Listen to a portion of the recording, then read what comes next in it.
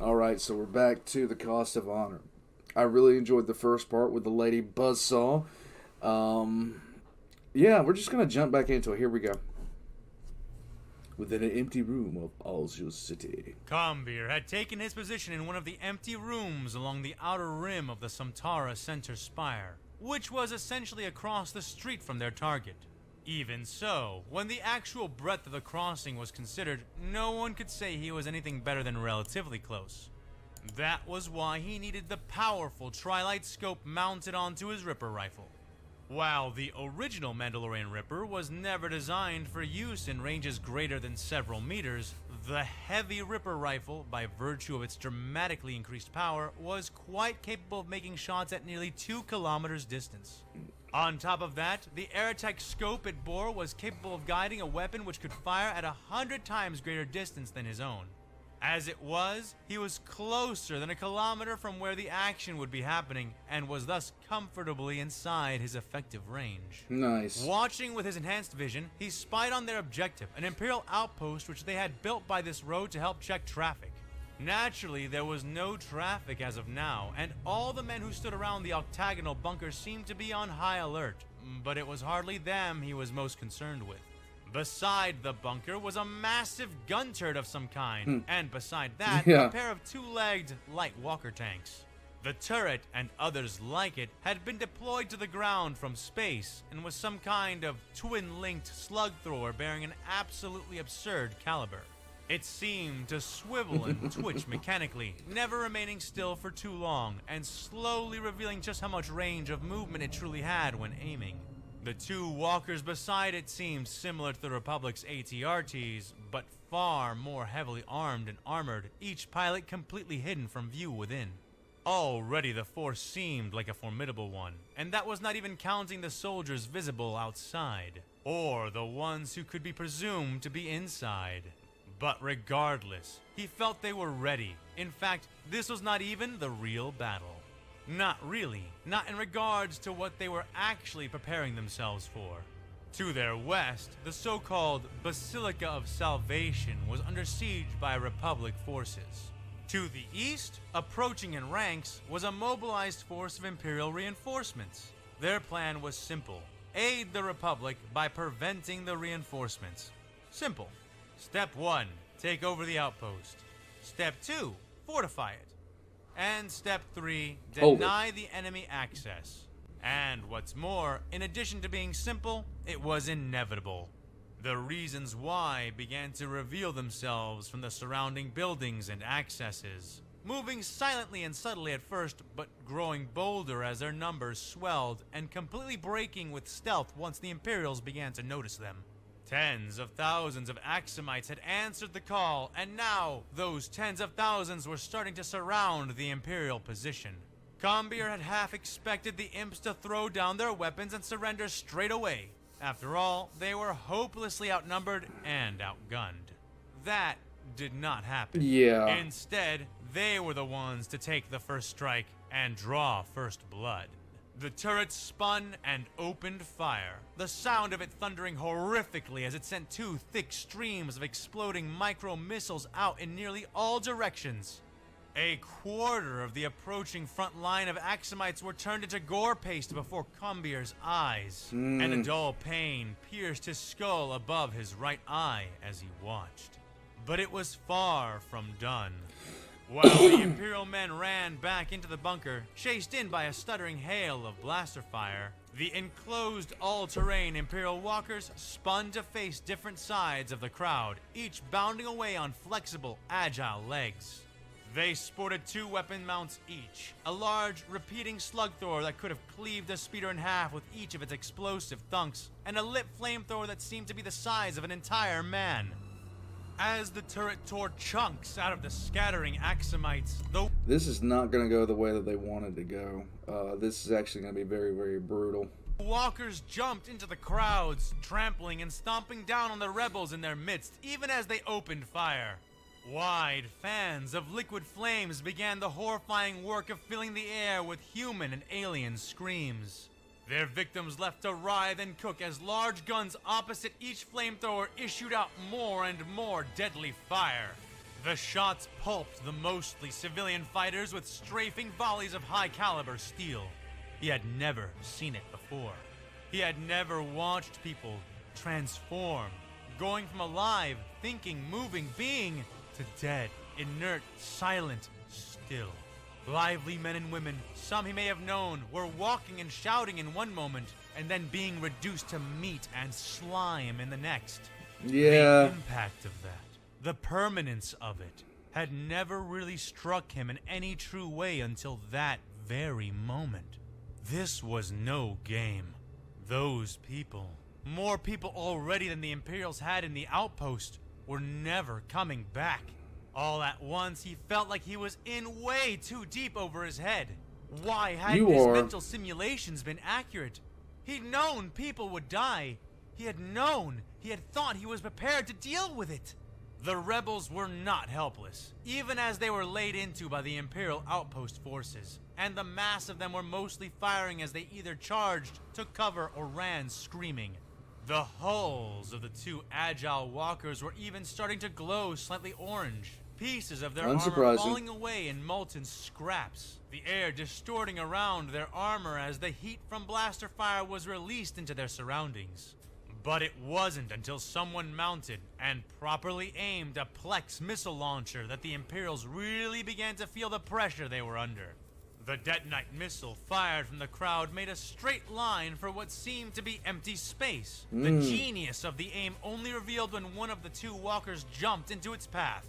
It exploded twice. First upon impact, as the detonite went critical and blew away most of the pilot's compartment. And then again when the contents of the breached Prometheum tanks touched the heated surface of the vehicle, destroying what was left. The blast snapped Combier back to himself, and he shouldered his rifle more snugly. He stopped thinking, put off feeling, put off everything. He reached a place amidst his panic and duty, a place where only pseudo-thoughts could exist. Where there was no consideration, no attempting, no right, and no wrong.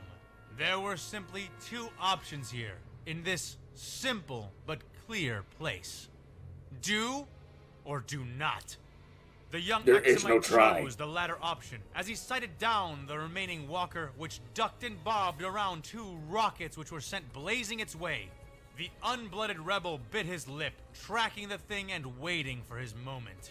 Now! Said a voice from deep within him, and he squeezed the trigger.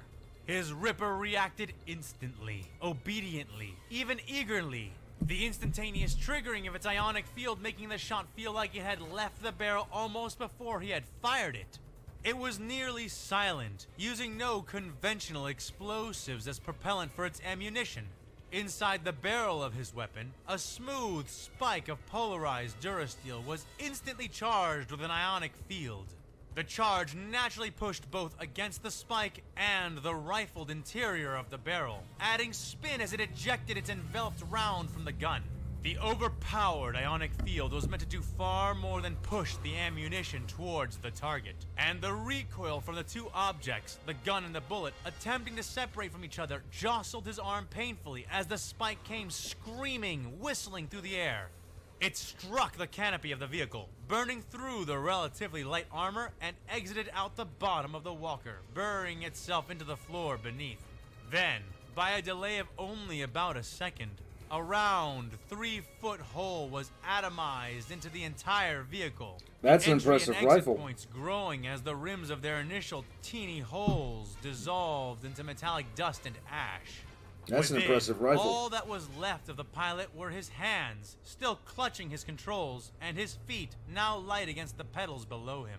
The raw power of the Ripper rifle astounded the Axumites, not least of all the one who had fired the shot. In spite of this, he didn't lose his focus, rapidly orienting to sight down the turret next. His blood frosting over in his veins as he saw that the large chain-linked weapon was oriented in his exact direction.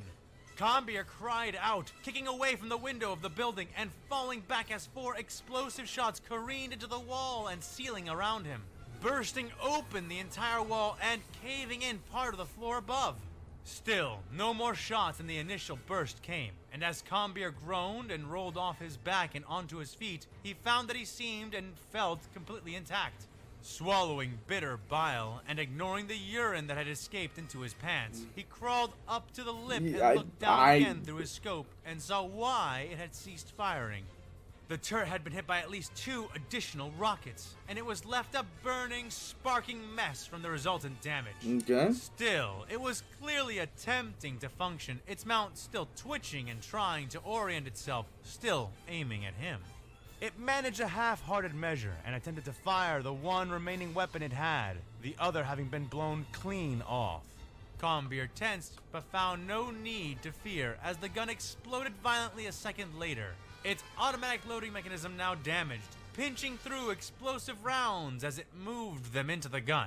He sighed heavily, but decided to take one more shot before the crowd closed in too much around the bunker. He fired his next spike into the now sealed doors of the Imperial holdout, watching with rapt attention as it streaked through the air and collided with the target. The spike struck the doors and bounced off, spinning away and out of sight. A second later, the door began to fall apart, but only so much. Yeah. The tan exterior of the bunker melted away into ash and sand, revealing a dark gray metal nearly an inch within. A second and third shot confirmed the growing disappointment in the rebels' mind. The matte gray metal was simply unaffected in its entirety. That's about all I can do. Combeer sighed. He shrank back from the ledge of the open apartment and collapsed against the far wall, shaking dust and debris out of his hair. He blushed and frowned as he truly noticed the wet stain in his trousers. Yeah, you pushing piss himself yourself. up with a groan. His father had been down there, somewhere, though he had faith that Herod would have known. If I saw a turret like that one oriented to me and starting to shoot, I'd piss myself too. Hell with it. Well enough to stay back from the front, thinking otherwise was not something he allowed himself to do. But as eager as he was to confirm that his father was safe, he put it off for now, looking around instead. Gotta be a change of pants somewhere up here. The greater maintenance base. She hated this. She really hated this. Nerva climbed one rung after the other on the chain link ladder, pulling herself up in awkward, lopsided bursts, one arm useless, the other supplemented by her tendril of steel.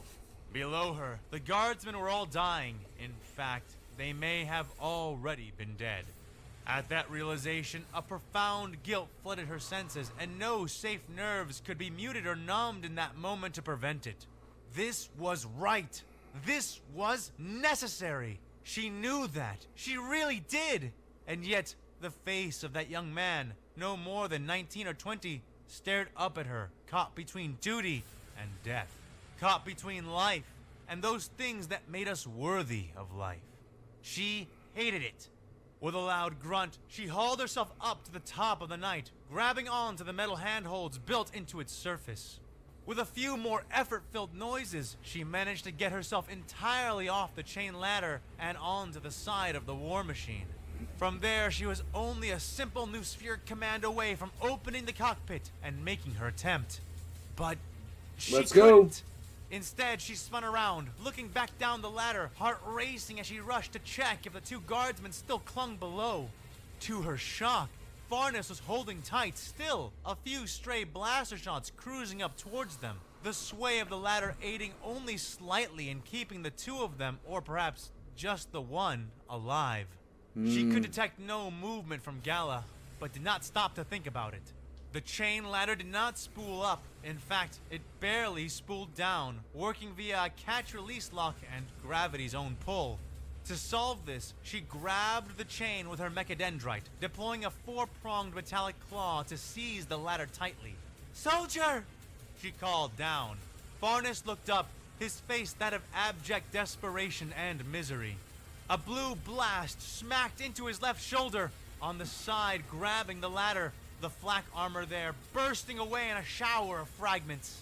He loosed a cry of pain, but somehow kept his grip even then. "Hold on for all you're worth!" Nerva called down to him. Biting her lip, she looped her arm around the metal handhold on the knight itself, hooking it with her elbow and bracing herself for the weight she was about to take on. With a loud, mechanical whine, the claw began to spin rapidly, the winding servos Nice. within the limb screeching as it pulled up against the weight of the ladder and the two bodies it held. Smoke was rising from the mechadendrite in no time, and soon sparks as well. She had never intended it to bear this much weight, or even to be used like this. She tried to speed it up, to reach them before the servos failed, but they only grew slower and slower instead. Red warning sigils appeared in her retinas, and sensations symbolizing the same messages began to fill her back and spine. Pain burst the artificial barriers of her neural vault, and she found herself screaming, clinging to the side of the night as the segments of her mechadendrites began to splay and split apart. Then a loud thunk from within the limb, and a sudden near collapse as it broke halfway down its length and ceased to reel them in. Nerva bit down on her agony and looked at Farnes, eyes wide, frantic. "Climb! You have to climb!" she yelled. Farnes looked up, eyes wide, before he looked around, head swiveling as if he might find some other option, some method of escape. Both hands were occupied. How could he possibly begin ascending? She had no answer for him. The only answer she could see was clear. Drop Gala. Farnes seemed to know as well, and grit his teeth, face reddening. He roared, huffing and puffing as he began to straighten, pulling up with his other arm, his whole body trembling with the exertion. Nerva found her appreciation of basic, primitive flesh biology expanding as she watched the bellowing guardsman lift his comrade, pulling up and up until his elbow was over one of the rungs on the flexible ladder. He slid it in and gasped, releasing the weight and allowing the chain to take the strain from his muscles. Then, panting and sweating all the while, he released his pained, stiff grip on the ladder and moved his hand up by one rung. All of that for one rung. It simply was not going to work. But Farnes tried anyway, breathing for a few moments as he got ready to slide his elbow back out from the rung that held it and force Gala's unconscious body up one more step. He nearly began his next attempt when a blue bolt sailed past, missing him and Gala, but striking the ladder. One side lost all tension, and Farnes cried out, swinging wildly on the remaining portion of the chain ladder. The swinging made Nerva grunt in pain as it pulled against her broken mechadendrite. Her arm and elbow ached, yet still she clung, watching the chain links that supported all of Gala and Farnes' weight weaken and begin to stretch. "You have to drop her! If you don't let her go, you'll both..." And then the chain snapped. Time died for a couple of impossible moments as the weakened link distorted and broke. Farnes' face was pain and fear and false hope. And before Nerva's very eyes, those things melted as possibilities ceased, and he fell. "No!" She screamed into reality and the noosphere both. In desperation, she moved without thinking, reaching her wounded arm out of her sling, reaching out with a limb of burnt servos and torn muscle. Immeasurable pain tore through her as she performed the act. That agony combined with the flood of razor sensations which flooded up and out from her now ruined mechadendrite limb. Darkness fed on her vision, and the light began to fade from the aspirant's consciousness, buried under a sudden avalanche of loss and agony. But Nerva denied it, and not through the use of her neurovault and augmentations. Something deep within her, something that had always been inside, woke then.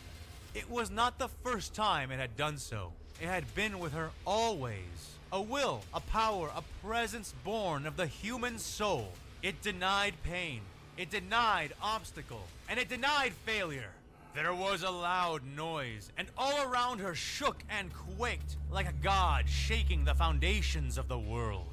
But she did not lose her focus, did not budge her sight from that face, that falling face that was on the verge of losing everything. And then she blinked, for the falling face was falling no longer. Gradually, as Gala and Farnes were raised up, reality reasserted itself in the night aspirant's mind. Her eyes bulged in her skull, her ruined arm limp at her side as she watched the all-too-functional limb of the Knight Preceptor below her rise up. Both guardsmen held delicately in the center of its inactive Thunderstrike gauntlet. It reached Nerva, becoming a platform for her, which she gratefully stepped down into, though it moved no further. Farnes looked at her with wide, barely coherent eyes. Nerva paused, grunting and groaning as she severed her auto-harness, letting her broken and tertiary mechadendrites fall free of her. She sighed as the pain bleeding out from those places was replaced with still, soothing nothingness. What is this? I thought, the younger guardsman started to say as she came to him. A miracle. She hissed in a whisper. The Messiah. You see before you, and know it as a miracle. Now stand, guardsman, and help me with her. We need to secure her to those handholds. There won't be room for her inside the cockpit. But she needs help. If I can get down, get us to Regin or a field kit, Farnes said, doing his part to get Gala up. There is nothing we can do for her more than getting her out of here as soon as possible. Besides, I can't put you down. I still need your help, Nerva said as they reached the handholds. She used the length of the chain ladder as the medium to secure the guardswoman in place, only able to manage it with Farnes' help. Their work done, she stepped back and looked at the guardsman next to her. Take off your flak, she ordered. What? Farnes asked. Nerva blushed slightly in spite of herself and pinged a reminder to restore her neurovault when this was all over. I told you I needed your help, didn't I? The reason she won't fit in the cockpit is because we are going to have to fit in there, together. So stop wasting time and get your armor off, she snapped. Me? My armor? Wait, I can't pilot a knight? Farnes babbled. Can you pull a trigger? Nerva asked. Theoretically? He said back, uncertain. Then, theoretically, you will have to do, she said, impatience riddling her voice. She turned around and waved her good arm, using the movement to enforce her command to the dormant, or perhaps not so dormant, knight. Yeah, I wouldn't say it's dormant. The cockpit above them sliding open with a pressurized hiss, green hollow light burning from within. She turned to face him and gestured towards her dangling, ruined limb. I can try to move this machine, to make it wake, to make it fight, she said to the bewildered guardsman. But without the use of my arm, specifically my trigger finger, I won't be able to do more than aim the last impulsor. So I need you in there to fire it when I tell you to, or we won't be able to scuttle the bay. Since I'm the only one who can even attempt to sit the throne mechanicus, you are going to have to sit on top of me, and I am not getting crushed under your flak armor. He blinked and nodded numbly, though he did not move right away. Nerva slapped her working palm lightly against her head. So what are you waiting for? Hurry up and take it off! Take off your armor! Let's go! Kambir felt like he was falling. He could feel his knees on the hard metal ground. He could feel the normality of gravity around him. He could feel that he was still and in place. But as he looked down at the partially covered body of his father, he truly felt as though he were falling. The dead had been pulled away and laid out on the side of the street, mostly to keep them from being trampled into paste by the Axumites, who now surrounded the sealed bunker and tried ineffectively to break in. He had no idea how long this had been going on for. Minutes? Hours? He had lost all reference for time or the exterior world. He had never realized, not once, how many questions he had never asked his father. He had never realized, not even once, how much of his world was invested in his patriarch. And now, he was gone. This felt wrong, deeply wrong. This was not how the story was supposed to go. Yes, men died. They died all the time, especially in war, but not like this. Not with so much left unsaid. Not without any glory or meaning. But his father had not managed to fire his weapon even once before he was trampled. His ancestors' armor was still pristine. intact and completely reusable. And Combir hated it. How dare that armor outlive his father? How dare that armor succeed in defending itself and not his father within? He shuddered, he wept, and he released sounds he had never known he could make. Pathetic sounds, the sounds of a soul torn asunder. He was not the only one. Though in the minority, many had paused to identify the dead, and many had succeeded, and now found themselves in similar, crushing realizations. They wept, and they stood, or were silent, or collapsed. An explosion then, as one of the towers beside the bunker collapsed near to its street-level base, and fell over. Blinking tears out of his eyes, Combir looked up, seeing that the space around the smoking but intact bunker had been cleared. He vaguely remembered a voice speaking over the street speakers, warning people to clear the area, and now he could see why. Unable to breach the hard point with what they had on hand, they instead buried it, the tower pitching over and falling atop the squat building. A cheer went up from the crowd, a crowd that had continued to swell and swell, even as the young Axumite mourned. Either destroyed by the weight, or trapped beneath it, the rebels congratulated one another, cheering and howling before they began to move, acting out the rest of the plan. Combir did not know, but he felt like he hated them all as well. How dare they? This was no victory. This had been a massacre on their side, and many more Axumites had died than Imperials. So why were they congratulating each other? Why were they cheering his father's meaningless death? He grit his teeth, but after a time, he sighed. What else were they supposed to do? They had won, even if at great cost. They had won. Now all that remained was to block off the road and hold it. Something he could already see would be greatly aided by the toppled tower, which had kept most of its shape and integrity, even laying sideways across the entire avenue. Sure enough, soon he and others had been asked to help reinforce the building, to help prepare for their interdiction. He did so, working listlessly, but effectively as he helped to carry components, crates, and barricade materials from one of the lifts leading down further into the city to the tower. I had a feeling one of them was going to die. I really had a feeling one of them was going to die, either the son or the father. They were fortifying. He still felt like he was falling, still felt despondence devouring him to protect him from sorrow and hatred. But when he spotted some of the men hauling in a large deflector shield array, his torrid thoughts were disrupted. It was not the shield itself that prompted the response, though it had drawn his attention. No, it was one of the sweating men struggling under its weight that so disrupted his dour curse. Samael. The man was there, near the back of the array, helping to lift it and obviously struggling less than the men around him. Samael had taken off his long coat and work shirt, tying both to his waist as he hefted the huge machine with the help of the others around him. He had an unlit tube of the same weed as before protruding from his lips, and he did not seem to notice Combir until the Axumite began to draw closer. The youth put down the crate he had been carrying and strode to the man, reaching into his pocket to retrieve the forgotten lighter.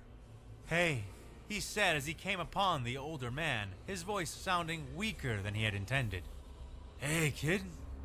Glad to see you made it." Samuel grunted. "Yeah, I did." Combir said, emotions obviously raw as he walked beside the man. "So, how you like the battlefield? Get any shots in?" he asked.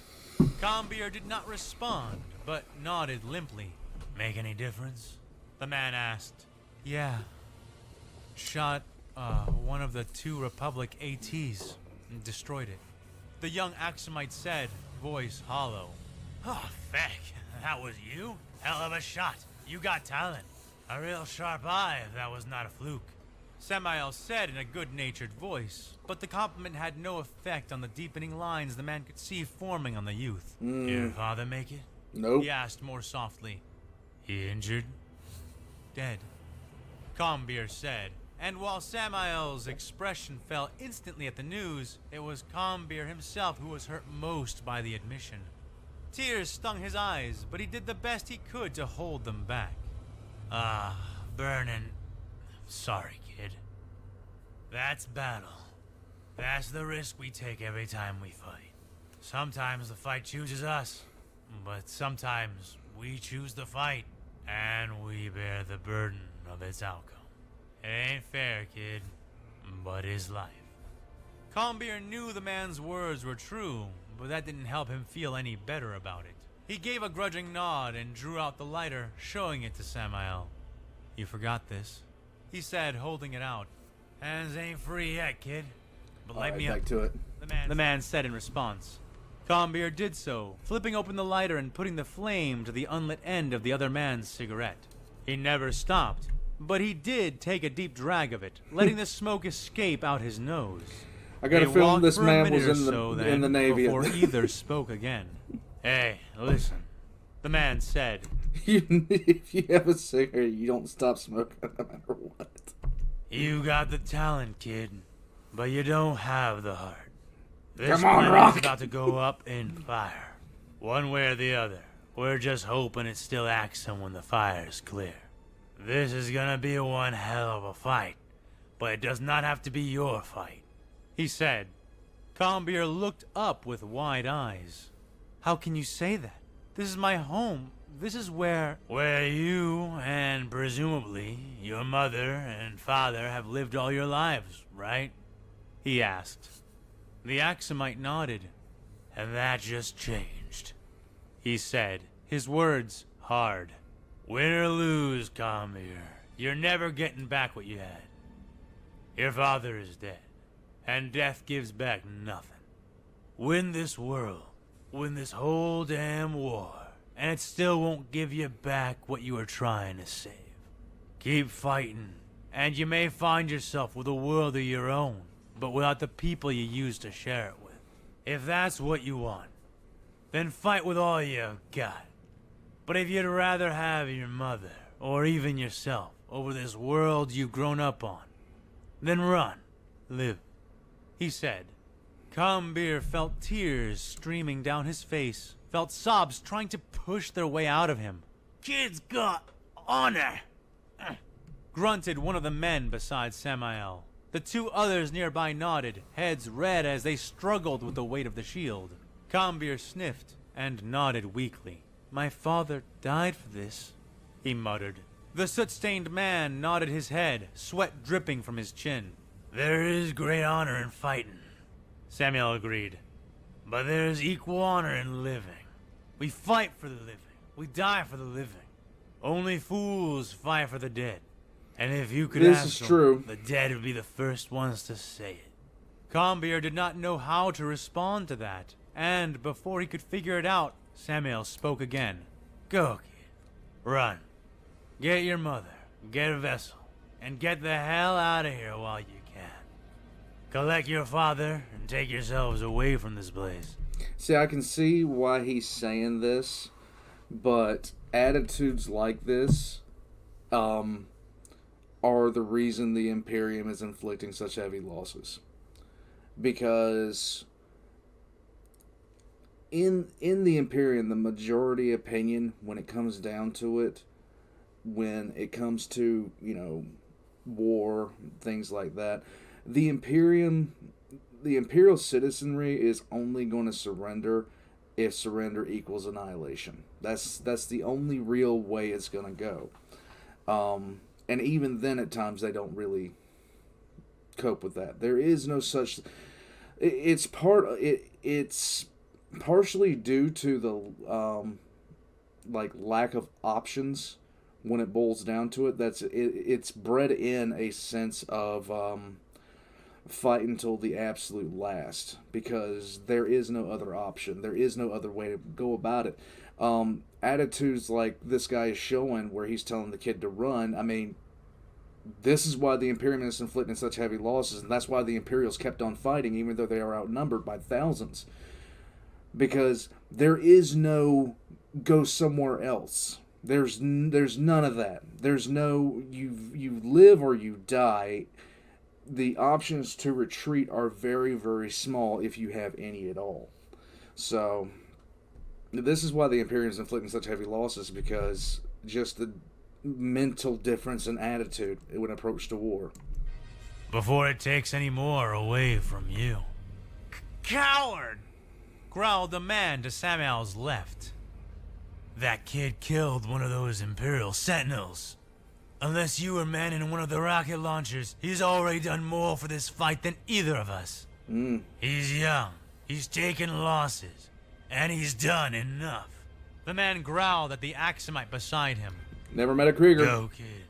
Make sure your father gets buried, and make sure your mother doesn't. Combeer found himself nodding his head, tears still streaming as he clenched his teeth behind his lips. I can respect it, But at least. You're lighter. I should at least... He started to say, keep it. In case I don't make it out, at least something of mine will. Now go, he said. I can and actually, Combeer did, I can actually turning and running respect it, back but to his this is father. why the Imperium is But he was doing not what running it's doing. away, he knew. He was running towards a different fight. Samael was right. Yeah, this is why the Imperium is doing what it's doing. It's a sheer matter of when situations like this happen, where we're discussing what would happen with Warhammer versus another universe, the intangibles of Imperial life are really what it boils down to, and the fact that attitudes like this guy's wouldn't fly. It just wouldn't. It would not fly. A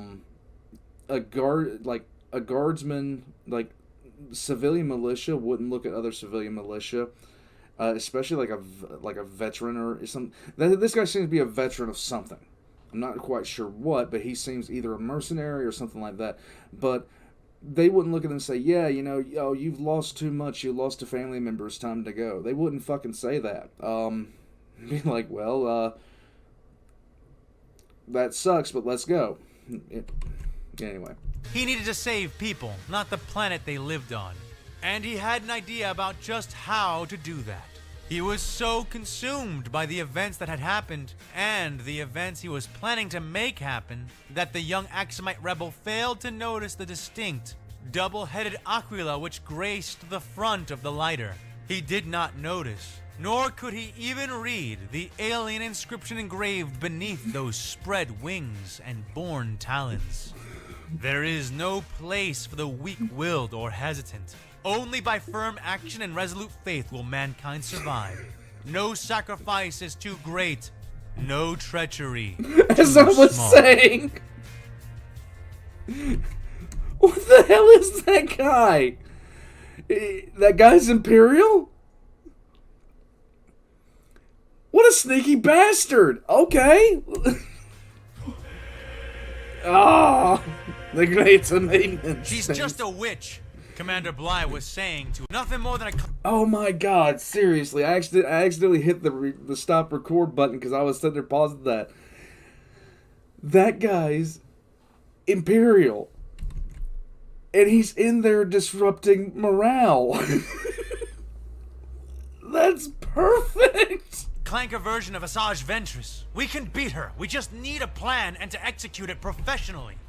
He was above, standing on the turbo lifts, the greater maintenance bays situated below him, and That's his clone perfect. troopers. The men down there were keeping the droid witch busy, while Bly plotted out and put together a dedicated plan. Now, with his men assembled, the plan created, and the pesky drone's skull that had been spying on him neutralized, they were missing only two things: morale and the proper munitions. Sir, with all due respect, whatever that thing is down there, it is much worse than Ventress ever was. It's tearing through us like carking paper, and we can't even touch her, said one of the clones. Others murmured agreement to that, but Bly shook his head. Not quite. You see, troopers, I figured out something about our dear tin can spinning around down there. She isn't using the Force, like the General or Ventress. She's using these, he said, indicating down to the inert skull he was resting his boot on. Every time we target these drones, she beelines it straight for whoever is attacking them. That gives us two things: a hint to how she is doing all this, and, more importantly, a reliable way of luring her into position, he explained. Some of the troopers nodded, punching gauntlets into palms and getting psyched up for the operation.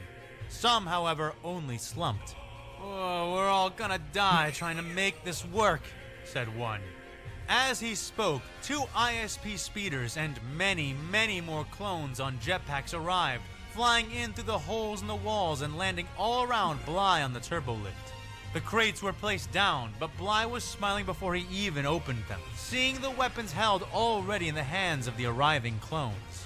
"Maybe before, but not now," he said as he pulled forth the bulky form of a powerful electromagnetic pulse launcher. "I doubt she's seen these yet. All right, everyone, stick to the plan. If we execute properly, she will not have a chance to react. Get your gear and wait for my mark," he said. Soon after, the clone troopers of the 327th Star Corps lined up, stomping as they reached their formation of staggered ranks, Bly at their head.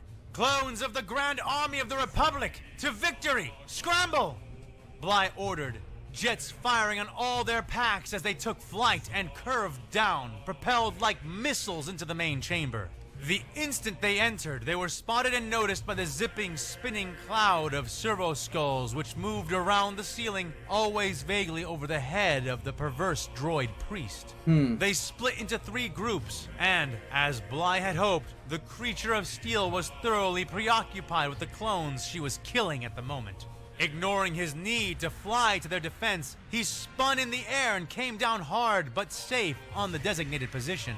He and his men tucking themselves into the nooks and crannies of the large, building-sized tank and the crawling tanks beside it. He looked around and, satisfied that they were all in place, reached up to tap his helmet. "We're in position. Commence the operation." In response, Group 2 flew between them, hovering as they took aim and then began to fire into the swarm of skull drones. They only managed to get a few shots off, but a few shots was more than was required from that many clones. Contrary to what their names suggested, the munitions of the EM pulse launchers was no solid round, no grenade or special bullet. Bly was unsure what it actually fired, but what it looked like was a sphere, easily the size of a man's head, if not larger, composed entirely of pure, crackling energy. The spheres were sent flying, traveling in straight lines and leaving trails of burning air in their wake. The skulls zipped and bobbed, moving around most of the pulse spheres that were sent after them. But the few that did strike true struck more than one. Upon impact, the containment field around the energy ball collapsed, releasing an explosive wave of alien electrical energy. Servo skulls dropped in their tens with each strike, which was likely why the response to the attack came so fast, even faster than Bly had been anticipating. He had expected to have time to react, but however it was that she had launched herself, when the domina of the Martian priesthood came for them, she did so as a flying lance of lightning-fast, ferocious death, colliding with Group 2 before Group 1 could head her off and engage. "Get on her! Stay on her! Group 3, take over!" Bly calmed to his men, even as the clones around him spilled out from hiding to flank the priest. While he and Group 1 fell upon the metal menace, Group 3 would take over the pursuit of the drone skulls, who had to remain near, eyes always on the battle and on her, to provide their benefit. As they did, Bly and his men rained shots down, striking and electrocuting their own men as they attempted to pin her down and blast her. But their attempts were in vain. The woman, who was literally made out of blades, bent, folded, and jumped impossibly, staying just out of reach as she continued to cut through them wherever she could manage it. However, soon her movements grew more frantic, and Bly knew the reason. Group 3's attack was urging her to change targets, and the stubborn monster was insisting on killing them all here before she moved on. 2 near misses later from the new area of effect weaponry, and she abandoned the tactic, leaping from the ground onto the tops of the tanks as she began to dash for the clones pursuing her drone skulls. The men who had been facing her did not falter, taking to the air and chasing after the droid priest, forcing the quick death dealer to duck and swerve as she moved. breaking her beeline assault and frustrating her attempts to attack the clones she was after. Group 2, break off now and prepare for the next phase. Group 3, change target priority on my mark. Bly calmed. He waited a few seconds, observing and hanging back as he tracked Kali's movements. She was moving and attacking, striking whenever possible, but her melee methods made that difficult so long as his clones kept their effective distances intact. Once she was on the verge of catching Group 3, he gave the order. Now! The clones in Group 3 spun around and scattered, now aiming for the Domina and not her skulls. The priest spun past troops and blasts, men falling to pieces at her crossing, but her landing was less smooth, her plans confounded, and her skulls now more depleted than ever before. Simultaneously, what was left of Group 2 changed targets as well, now taking up the slack left by Group 3 and pursuing the rest of the drones. He expected her to follow after Group 2 now, and was preparing to switch out Group 1 and 2 the way he had with Group 2 and 3. But she did not do as expected. Instead, the Domina shifted and began to pursue a different target altogether. Him! Oh, Scrog! He pressed, spinning in the air and taking off. She's on me! He calmed as he began to fly, taking evasive action, but not leaving the chamber, knowing that she was trying to kill him or drive him out. He didn't bother to look back, knowing that he couldn't, knowing that slowing down for any reason, even for a second, was as good as dying right there and then. He wished he could see, and envied the vision the Domina must have used against him and his, fed by so many eyes that were not even her own. The thought sparked a desperate idea within him, and he keyed his comms to all the troopers in Groups 1 and 3. Everyone, tell me when she is a second from falling on me! He sent to them, flying and swerving for as long as possible. This insane plan would only work if he bought Group 2 enough time to clean up the drones. And so, without even knowing how close or necessary it was, Bly began to maneuver and fly like he never had before. Without ever slowing, he circled the room around them, both high and low, burning around metal beams and hanging chains, and jetting between the barrels of tanks and the legs of otter war machines. Then came the warnings, and as he had hoped, a few among the clones were early, which was what he needed, because he also knew that the Domina would be faster than expected. As the cries of his men filled his comm, he braced his weapon, aiming out but holding it close to his body, as if firing from the hip instead of from the shoulder, and spun himself again, turning onto his back and looking behind. He felt his bladder tighten in shock, for the Domina was truly right upon him, consuming his field of vision as she reached for him, wrapping bladed arms around his body. Luckily, he tightened more than that, squeezing the trigger of his weapon and blasting them both with a point-blank discharge of his EMP pulse launcher. They both cried out in unison, scorched by the blast and bizarre energies of the gun, arching out of the air and colliding with the ground, each landing separately. Even with the strength of her strike stolen from her limbs, the blades had lacerated him, drawing red lines in his white armor, but not flaying him to pieces as had been the intention. Bly twitched and groaned, but rolled to his feet, expecting her to be upon him again. That did not happen, and he found the Domina laying in an almost literal heap on the ground, blades scattered all about. The scene confused him for a second, until he realized that she had actually literally been made mostly out of magnetically interlocking blades. Taking a breath and limping closer, Bly could see that only one of her arms was even legitimately connected to her torso, the other dissolving into edges and razors of varied shapes. She was still alive, flailing slowly on her back, like a droid running on a quarter power. Though, ironically, she seemed more human now than ever before. She did have flesh. That much was now visible, as the scales of swords fell away to reveal the gray, sickly skin beneath, interwoven with tubes, wires, and cybernetics. He came to stand over her, leveling the EMP pulse launcher down at the Magos, her eyes moving to meet his from behind her metal mask. It seems I underestimated his planet. She said in garbled but stabilizing speech. This planet, Bly said, feeling the burning cuts lacing his arms and back, is ours, witch. No, she said without hesitation.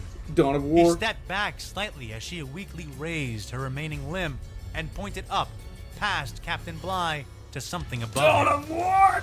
This planet is theirs. Yes. Bligh thought the gesture to be her attempt at a distraction until a deafening mechanical roar fractured the surface of his visor, staggering him and the nearby troopers who had begun to land around him. He craned his neck, looking up and feeling terror seep into every part of his mind as a pair of bright, massive blue eyes illuminated a titanic face and stared down at him. There's more. He dropped his weapon and spun around, his men already taking off as the massive war machine bellowed again, beginning to take its first step forward. Bligh tried to trigger his jetpack, but the control did not respond, shorted out by his own weapon. He tried to calm his men, but his helmet package was dead. He tried... Okay, so this isn't I don't think this is a knight.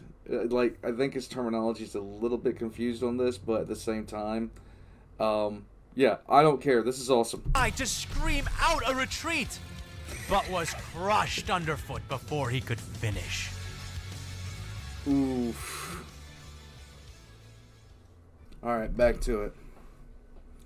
That is just a bad sign for everyone involved. They had been called to the fore, voxed into motion by the urgent commands of Commissar Shadrick, and without complaint, they had deployed. They marched in rank and file, silent and stalwart. They wore full-body suits, sealed environments each, every fourth man carrying a Volcus-pattern magma gun, a horrifying weapon which was very nearly unique to the Zectech sector. Though at brief descriptions, many may think of the feared death corps of Krieg, these men bore no kinship to the Vitae-born warriors of that dead world. The encompassing suits were made not of ceramite, nor of the chemically treated overlapping cloth as worn by the aforementioned death corps. Instead, they donned dull red, single-piece rubber-like plasmite suits, some of varying heights, but otherwise identical to the others around them. Bodies and faces utterly hidden, they marched, squeaking only slightly despite their vast numbers. Each rectangular head section was seamlessly connected to the one-piece suit, the man within wearing an interior helmet and rebreather which connected to and kept steady the large, box-like head section of the suit, which was sealed around the face with a square screen of hardened night glass.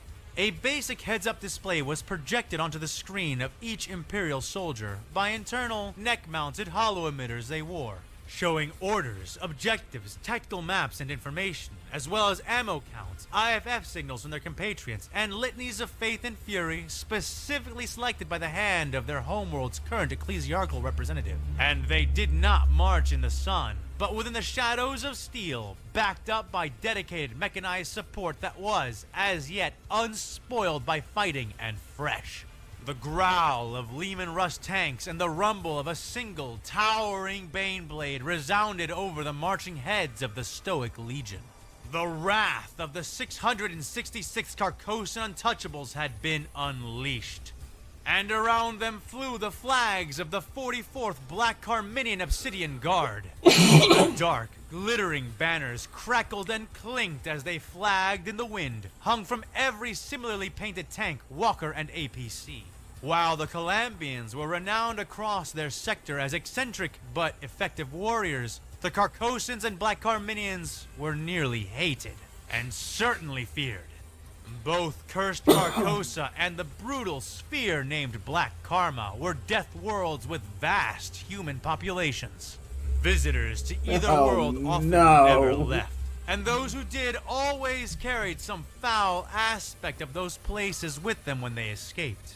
And in this way, so too did every masked warrior within their hazmat-like suits, and every scarred driver and gunner within each darkened craft, carry with them their homeworld's curse. Whenever deployed to restore the peace, these guardsmen brought silence instead, crushing and killing every last living combatant and non-combatant within their engagement zones. All too often. Well, fuck. Needy planetary governors would request the aid of either regiment, mistaking their precise drilling, silent fervor, and orderly ranks as signs of obedience, discipline. The truth is slow to reveal itself, and horrifying when it does. Butchery, methodical, habitual, and unceasing, even in most cases in the face of direct orders to the contrary. This was the stuff that defined the Untouchables and the Obsidian Guard both. And now, on the commands of a commissar who knew no mercy, they marched toward the Basilica of Salvation to bring damnation. Yet they were halted before they could reach their chosen location, stopped all at once, ceasing movement in an oddly inhuman unity. Before them, within a kilometer away, a spire had been collapsed into their path. Around it, on it, and from it, various barricades had been erected, and instead of being abandoned, the ruin was instead teeming with movement. Spotters and Y'all gonna die. Scouts moved up, and auspex lashed out with pulsating sensor sweeps, revealing an assortment of life forms, though predominantly human, armed with an even more varied assortment of weapons. The guardsmen who had been manning and defending the nearby relay station were strung up, dead and mutilated. Green and gray fatigues and armor dripping in red. They hung, gently waving in the wind, the clouds dimming the light of the sun and making the color of their distant blood less distinct. Seeing the Imperial forces halt from their distance, the ringleader, or at least their spokesperson, began to speak, his voice echoing from the howlers and broadcast speakers which lined the roads and buildings. Hear me, Imperial scum. We are the Axumite Guard, You're the gonna true die. defenders of the Republic, and we have had enough. You're gonna we die. have risen against your You're tyranny screwed. and will tolerate your presence You're no screwed. longer. So hear and know this well.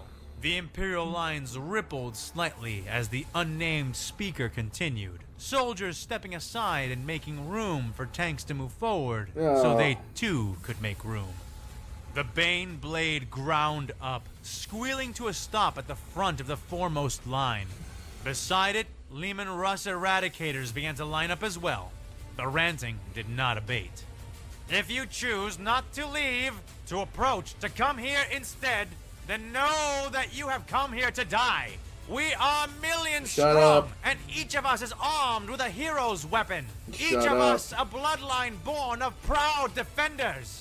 We Shut up. beat the Hutts into submission and drove them from the core. No we one shunted cares. away the Sith and sent them skittering back into darkness. These The ain't those. cannons of the massive war platforms groaned, enormous barrels tilting up as they took up firing angles.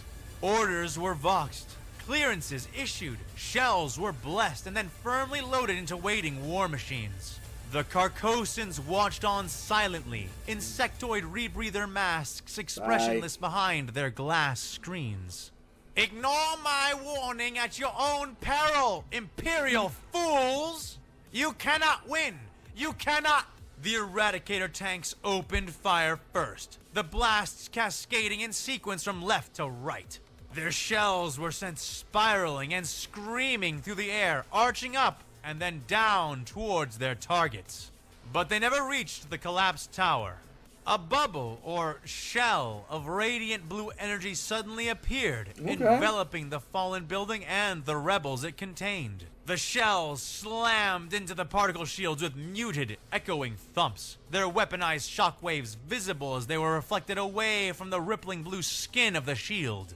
There was a pause, and then an echoing laugh from the speakers. Did you really think that we would simply stand here and speak without the power to back our statements? You don't understand what you're fucking with. You are doomed, imps! You have no choice but to approach us manually and be cut to pieces by our... The boasting speaker was silenced a second time, though this time not by the booms of many Eradicator cannons, but rather the deafening roar of only one weapon. The Mega Battle Cannon turret which topped the Baneblade tank fired, even given the precaution of allowing the tank to come to the front of the line, ahead of the troops. The shockwave which broke out from the barrel upon its discharging still sent the nearest Carcossans reeling and toppling over. The scream of the fired shell became a sonic boom as it tore through the air with meteoric speed, propelled not only by the momentum of its initial blast, but from its powerful self-propelled solid fuel system as well. The bubble bent and flexed, holding the red-hot, spinning shell in place as it screamed against the energetic resistance. But the blue shield, though wavering, did not break, its elastic surface slowly pulling the shell back despite its velocity and engine. Then, the rocket at the end of the shell ceased to fire, and less than a nanosecond later, the small nuclear charge held within detonated. The shield did not survive, and neither did most of the rebels sheltering beneath it. That fact did not forestall another 3 volleys from the Eradicators before the Carcossan Untouchables were sent forward once more.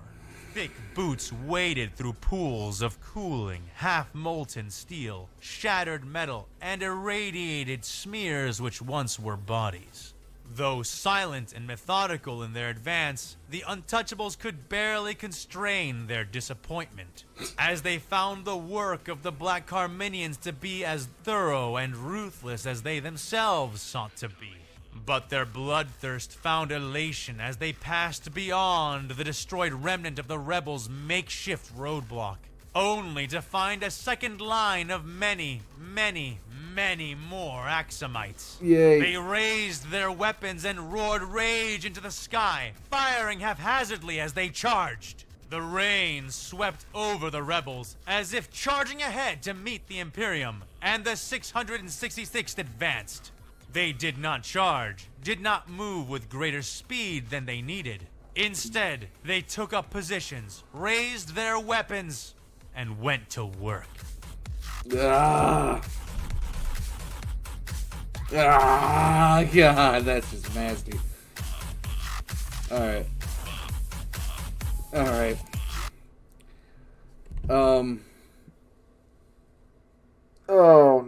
This is... Okay, so they have reserve regiments, apparently elite regiments.